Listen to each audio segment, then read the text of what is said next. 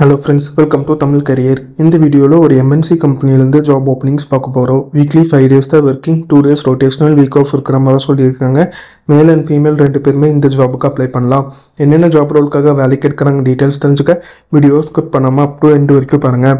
இந்த வீடியோவில் டெலி பெர்ஃபார்மன்ஸ் இந்த கம்பெனிலேருந்து கஸ்டமர் சப்போர்ட் எக்ஸிக்யூட்டிவ் இன்டர்நேஷ்னல் நான் வாய்ஸ் ப்ராசஸ்க்காக கேட்டிருக்காங்க.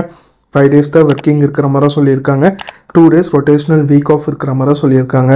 நல்ல ரேஞ்சில் உங்களுக்கான சேலரி ஆஃபர் பண்ணுற மாதிரி சொல்லியிருக்காங்க. குவாலிஃபிகேஷன் கிராஜுவேஷன் கண்டிப்பாக படிச்சிருக்கணும்னு சொல்லியிருக்காங்க.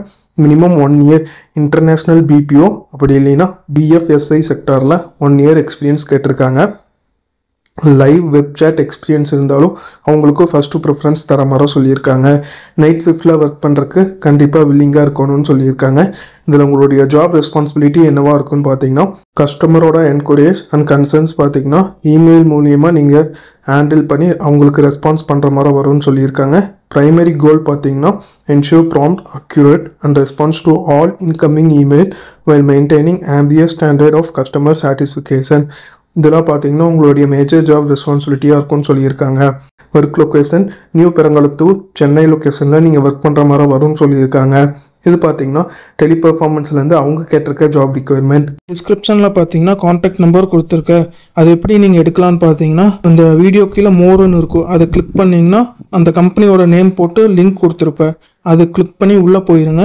உள்ளே போனதுக்கப்புறம் நீங்கள் கீழே ஸ்க்ரால் டவுன் பண்ணி வந்தீங்கன்னா அந்த நோட்டிஃபிகேஷன் கொடுத்துருப்பேன். அதில் பார்த்தீங்கன்னா உங்களுக்கு காண்டாக்ட் நம்பர் இருக்கும்.